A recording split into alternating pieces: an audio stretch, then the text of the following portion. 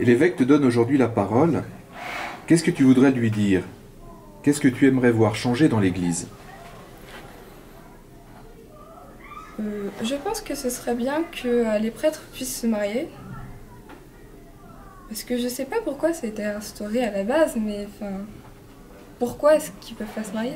Enfin, je sais pas. Si je devais m'adresser voilà, comme si l'évêque était devant moi, je lui dirais peut-être que vous devriez faire en sorte que les jeunes ne se désolidarisent pas trop de l'Église, que ça puisse quand même être un référent, un lieu, quelqu'un qui puisse nous aider, mais pour cela peut-être évoluer plus avec la société et proposer des projets peut-être se sentir proche en fait du jeune en se mettant à son niveau, à son échelle entre guillemets, et voilà, proposer des projets qui puissent lui plaire et qui sont réalisables aujourd'hui dans notre société avec toutes ces évolutions et ces changements. Bah moi j'aimerais bien dire que l'Église actuellement a un message qui devient de moins en moins universel, alors que c'est totalement l'opposé qui est le but de l'Église. Ce que je veux dire, c'est que par exemple, nous sommes dans une société où il y a beaucoup de mélanges, énormément d'athées, énormément de musulmans, de juifs et énormément de protestants même.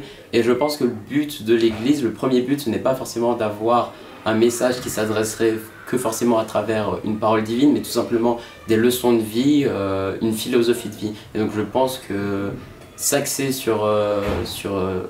ce côté-là, ce serait vraiment mieux. Je pense que les jeunes aujourd'hui sont assez différents de ceux d'avant, et du coup pour pouvoir les toucher et défendre des idées auxquelles ils adhèrent, il faut pouvoir s'adapter à cette nouvelle génération, parce que les jeunes fuient de plus en plus l'Église, parce qu'ils ne se reconnaissent pas dans ce que peut dire l'Église, qui est parfois très stricte par rapport à la société dans laquelle on vit.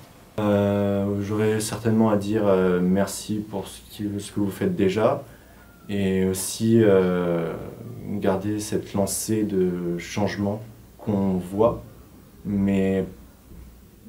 bien, mais si on voit davantage ce changement, ça serait génial. Et surtout ouvrir plus et dédramatiser le stéréotype de l'Église. J'aimerais dire à Monseigneur que je voudrais que les célébrations elles soient plus animées. Ce que j'aimerais dire à Monseigneur Sentier, c'est que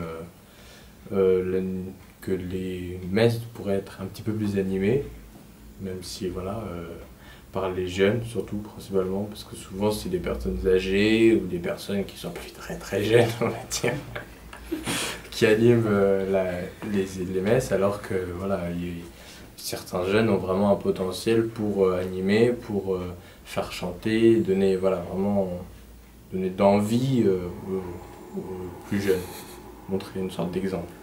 Déjà je le remercie, Monseigneur Sentier, puisqu'il est venu plusieurs fois ici, mais qu'il pousse plus la jeunesse à venir à l'église et qu'il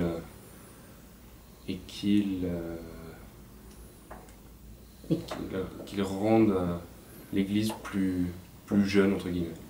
J'aimerais simplement que l'église soit plus vivante, qu'elle soit plus accessible aux jeunes, qu'elle soit plus accessible à certaines activités, que l'on soit comme une famille universelle et internationale. J'aimerais lui dire de continuer de réformer justement l'Église, et surtout de la réformer de sorte qu'elle soit attrayante. Et vraiment que je puisse dire, pas il faut que j'aille à la messe, mais j'ai envie d'aller à la messe, voilà. Déjà, je voudrais lui dire merci pour cette belle démarche qui est le synode, et du coup j'espère que chacun d'entre nous arrivera à prendre notre place, et je voudrais aussi lui dire que je suis persuadée que la place de chacun d'entre nous compte entre les générations aussi, que ce soit les jeunes ou les plus âgés, on a des choses à faire ensemble.